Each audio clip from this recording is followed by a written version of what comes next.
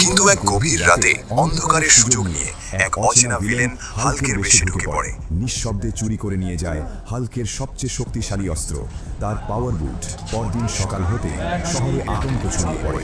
মানুষ দেখে পাওয়ার বুট পরে এক হাল্ক পার্কে বেঞ্চ ভাঙছে, গাড়ি উল্টে দিচ্ছে। সবাই ভাবে হাল্কই পাগল হয়ে গেছে। ঠিক তখনই আসল হাল্ক সামনে আসে।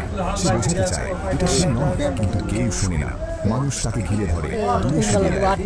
তারা হাল্ক নীরবে ফিরে যায় নিজের বেশে, একা বসে ভাবে তাকে আরো এগোতে হবে।